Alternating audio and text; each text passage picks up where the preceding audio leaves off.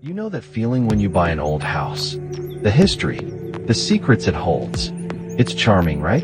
A little bit of character. That's what I told myself when I bought this place, built in 1928. I pictured cozy nights, dusty antique finds. What I didn't picture was finding something so dark, so hidden. It felt like opening a tomb that was never meant to be disturbed. And it all started with a draft. A cold, stale draft, cutting through the living room in the middle of summer. I thought it was faulty insulation. I was wrong. It was a whisper, carried on the air, from something buried deep beneath my feet. This house had quirks. Lots of them. The kitchen felt oddly small for a house this size. The living room had a strange, inexplicable chill in one corner. No matter how high I cranked the heat in winter, I just shrugged it off as old house charm. The previous owner was a sweet old lady named Martha. Died of natural causes. The realtor said she never changed much in the house, kept it as is for decades. But she also had this nervous tick, apparently. Always fiddling with the antique clock on the mantelpiece. That clock, it always felt out of place. Too heavy, too grand for this relatively modest living room. I considered moving it. Good thing I didn't. Because that clock was Martha's secret.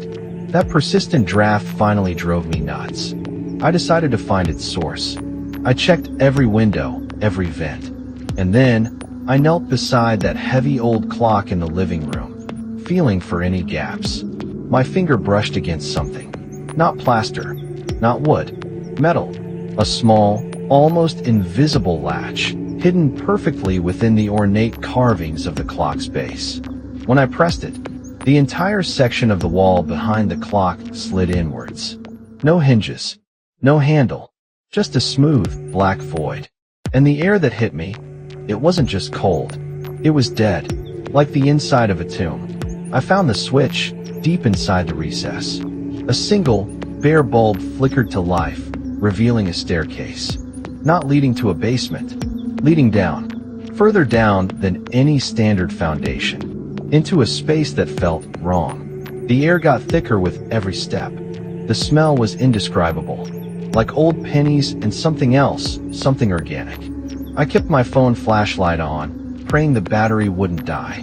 It wasn't a normal room. It was like a forgotten chamber.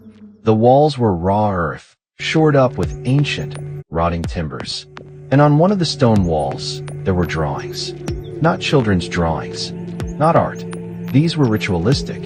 Symbols I'd never seen before. But it was the center of the room that made my blood run cold. A single, large stone slab. It looked like an altar. And on it, carefully placed, was a small, child's doll. Old, porcelain, one eye missing.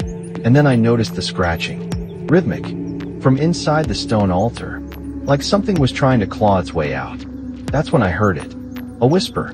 Not on the air, but directly in my ear. It said, "She's still here."